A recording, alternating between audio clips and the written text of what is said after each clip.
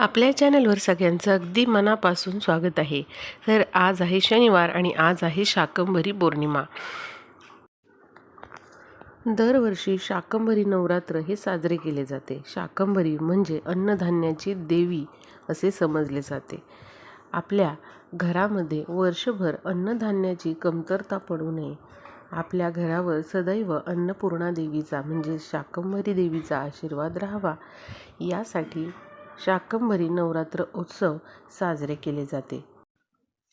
आणि बघा, ज्या महिलांना किंवा ज्या कोणाला या नवरात्रामध्ये शाकंभरी देवीची सेवा करणं शक्य झालेलं नाही, त्यांनी आज शनिवारी अवश्य या सेवा करायच्या आहेत। त्याचबरोबर आपल्याला आज घरावरून एक वस्तू पौर्णिमेच्या दिवशी ओवाळून टाकायची आहे। बघा, आपल्या घरामध्ये जर काही अडचणी चालू असतील, काही वादविवाद भांडणं सुरू असतील किंवा पैशाच्या काही अडचणी तक्रारी सुरू असतील, आरोग्याच्या तक्रारी असतील, तर नक्कीच तुम्ही हा उपाय करू शकता। त्याचबरोबर आपल्या घराला कोणत्याच प्रकारचा नजरदोष लागू नये, त्याचबरोबर कोणतेच विघ्न आपल्या घरावर येऊ नये, यासाठी सर्वांनी हा उपाय आज पौर्णिमेच्या दिवशी करायचा आहे। घरावरून आपल्याला एक वस्तू ओवाळून टाकायची आहे। बाकी तुम्हाला काहीही जमलं नाही तरी चालेल, पण तुम्ही अवश्य हा उपाय करायचा आहे। तर अत्यंत साधा सोपा उपाय आहे। तुम्ही दिवसभरात अगदी रात्री देखील आज हा उपाय करू शकता। तर बघा, आज आहे शाकंभरी पौर्णिमा, त्यामुळे घरावरून ही वस्तू तर आपल्याला उतरून टाकायची आहे। त्याचबरोबर तुम्ही देवीला अवश्य एक वस्तू अर्पण करायची आहे। जर तुम्ही या शाकंभरी नवरात्रोत्सवामध्ये कोणताच उपाय सेवा केलेली नसेल, तर बघा, त्यांनी नक्की ही वस्तू आज तरी देवीला अर्पण करायची आहे। मग तुम्ही एखाद्या लक्ष्मीच्या मंदिरामध्ये जाऊन तिथे अर्पण करा किंवा घरातल्या घरात तुम्ही ही वस्तू देवीला अर्पण केली तरीही चालू शकेल, काहीही हरकत नाही। पण न विसरता आज तुम्ही ही वस्तू अर्पण करा। अगदी संध्याकाळी रात्री 9-10 वाजेपर्यंत जरी या गोष्टी तुम्ही केल्या तरी चालेल। तर बघा, आज आहे पौर्णिमा, त्यामुळे महिलांनी आज कुंकुमार्चनची सेवा करा। म्हणजे जी कुलदेवीची मूर्ती टाक असेल त्यावर करा, किंवा अन्नपूर्णा देवीची जी मूर्ती आहे आपली, तर त्या मूर्तीवर कुंकुमार्चनची सेवा करा। त्याचबरोबर आपल्या गॅसचं ओट्याचं पूजन करा, स्वच्छता करा आणि त्या ठिकाणी बघा, गॅसला हळद कुंकू लावून धूप अगरबत्ती लावायची आहे। कारण शाकंभरी देवी म्हणजे साक्षात अन्नपूर्णा देवी आहे आणि त्यामुळे आज आपल्याला अन्नपूर्णा देवीचं पूजन छान असं करायचं आहे। त्याचबरोबर आपल्याला 99 मंत्राचा जप देखील आज करायचा आहे। ओम ऐं ह्रीं क्लीं चामुंडाय विचे। तर या गोष्टी आपल्याला करायच्या आहेत। श्रीसूक्तचं पठण आपल्याला करायला विसरायचं नाही। नित्य देवपूजा करून तुम्ही श्रीसूक्तचं पठण करा। त्याचबरोबर दुर्गा देवीची आरती कापूर जाळून म्हणायची आहे। सकाळ संध्याकाळ आज घरामध्ये तुम्ही कापूर जाळायचा आहे। आता बघूया कोणती वस्तू आज आपल्याला शाकंभरी पौर्णिमे दिवशी आपल्या कुलदेवीला अर्पण करायची आहे। बघा, तुम्ही कोणत्याही लक्ष्मीच्या मंदिरामध्ये गेलात तरी चालेल, घरातल्या घरात तुम्ही देवघरामध्ये ही वस्तू कुलदेवीचं नामस्मरण करून अर्पण केली तरीही चालेल। जरी तुमच्याकडे कुलदेवीचा टाक असेल नसेल, फोटो असेल नसेल, तरी देखील तुम्ही कुलदेवीचं स्मरण करा तुमच्या, किंवा फक्त 99 मंत्र म्हणा, ओम ऐं ह्रीं क्लीं चामुंडाय विचे, आणि ही वस्तू अर्पण करा।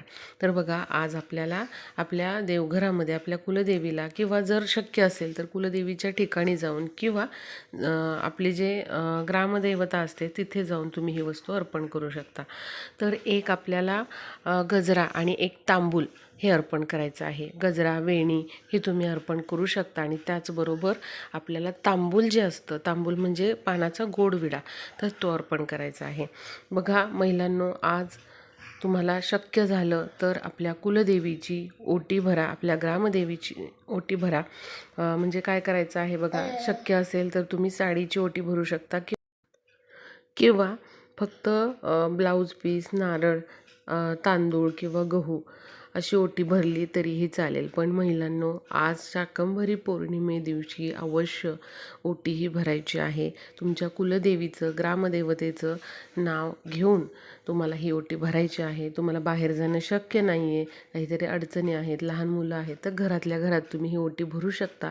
नंतर तुम्ही कधीही एखाद्या लक्ष्मी मंदिरामध्ये ते अर्पण केली तरी चालेल किंवा एखाद्या सवाष्णीला दिली तरीही चालेल. पण बघा, न विसरता आज देवीची ओटी भरा, गजरा आणि तांबूल हे अवश्य अर्पण करा. आता बघूया आपल्या घरावरून कोणती वस्तू ओवाळून टाकायची आहे. तर आपल्याला काय करायचं आहे, एक नारळ घ्यायचा आहे. बघा, आपल्या कुलदेवीचा आशीर्वाद प्राप्त करून घेण्यासाठी पौर्णिमेच्या दिवशी हा उपाय आवर्जून केला जातो. आपल्या घरामधले जे काही अडचणी आहेत किंवा संकट आहे ते दूर जाण्यासाठी आणि भविष्य काळामध्ये आपल्या घरावर कोणत्याच प्रकारचे संकट येऊ नये यासाठी बघा अवश्य तुम्ही हा उपाय करायचा आहे. तर पहिला उपाय मी तुम्हाला सांगते. तर बघा, आपल्याला काय करायचं आहे, एखादी मातीची पणती घ्यायची आहे किंवा तुम्ही कणकेचा दिवा घ्या, तो प्रज्वलित करा, जोडवा त्यामध्ये टाकायचे आहे आणि आपल्या मुख्य दरवाजापाशी तो प्रज्वलित करायचा आहे. त्या दिव्याला तांदळाचं आसन द्या आणि असा हा दिवा प्रज्वलित करा. आता आपल्याला हातामध्ये थोडेसे काळे तीळ घ्यायचे आहेत आणि त्याचबरोबर आपल्याला 2 काळ्या मिरी घ्यायच्या आहेत आणि हे आपल्याला उजव्या हातामध्ये घेऊन आपल्या मुख्य दरवाजावरून 3 वेळा उतरवायचे आहेत. हे उतरवत असताना आपल्या कुलदेवीचं नामस्मरण करा. त्याचबरोबर ओम ऐं ह्रीं क्लीं चामुंडाय विचे या मंत्राचा तुम्ही जप करा, म्हणजे 99 मंत्र म्हणा किंवा कुलदेवीचं नामस्मरण करा आणि ओम कालभैरवनाथाय नमः या मंत्राचा जप 11 वेळा करून हे तीळ आणि त्याचबरोबर जे काळे मिरे आहेत ते प्रज्वलित केलेल्या दिव्यात टाकायचे आहेत. जोपर्यंत दिवा प्रज्वलित आहे तोपर्यंत राहू द्यात आणि दिवा मालवल्यानंतर त्यामध्ये 2 कापराच्या वड्या टाकून आपल्याला ते कापराबरोबर जे वात आहे दिव्यातली, काळे तीळ आणि काळी मिरी आहे, ते कापराबरोबर आपल्याला जाळायचं आहे आणि उरलेली राख जी आहे तर ती आपल्याला घराबाहेर फेकायची आहे. कणकेचा दिवा असेल तर संपूर्ण जो दिवा आहे कणकेचा तोच उचलायचा आहे. तो आपल्याला वाहत्या पाण्यात किंवा एखाद्या झाडाखाली ठेवून यायचा आहे. हा उपाय पौर्णिमेला केल्यामुळे जे काही दोष आपल्या घराला झालेले असतात, नजर दोष असतील तर ते दूर होतात. त्याचबरोबर जे काही अडचणी संकट आहेत तर ते देखील दूर होतात आणि जे काही आपल्या आयुष्यामध्ये अडचणी येत आहेत कामामध्ये, तर कामामधली विघ्न अडचणी देखील दूर होतात. थांबलेली प्रगती चांगल्या प्रकारे होऊ लागते आणि जे काही पैसे अडकलेले असतील, कर्ज असेल तर त्यामधून देखील आपल्याला मार्ग मिळतो. त्यामुळे सर्वांनी आज शाकंभरी पौर्णिमे दिवशी हा उपाय करायचा आहे. तर आता मी तुम्हाला दुसरा उपाय सांगते. तुम्ही हा उपाय करू शकता, शक्य असेल तर दुसरा उपाय पण सांगते मी. एक नारळ घ्यायचा पाण्याचा, त्यावर कापराची वडी ठेवायची आणि तो नारळ जो आहे तर अशा प्रकारे कापराची वडी ठेवून कापूर प्रज्वलित करून घरभर फिरवायचा.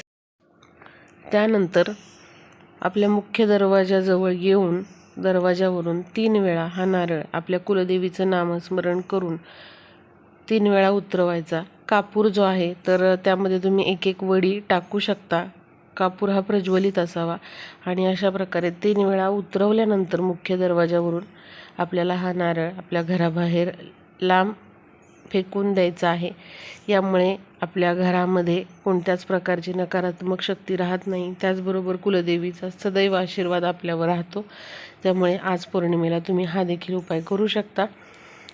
नारळावर कापूर जाळायचा आहे, आपल्या घरभर त्याचा धूर पसरवायचा आहे. कुलदेवीचं नामस्मरण करत आपल्याला हा जो धूर आहे तो पसरवायचा आहे आणि नंतर मुख्य दरवाजावरून 3 वेळा उतरवायचा आहे. तर बघा, अशा प्रकारे मी तुम्हाला 2 उपाय सांगितलेले आहे. कुलदेवीला कोणती वस्तू अर्पण करायची आहे ते देखील सांगितलेलं आहे. आज शाकंभरी पौर्णिमे दिवशी या गोष्टी जमतील तेवढ्या करण्याचा प्रयत्न करा.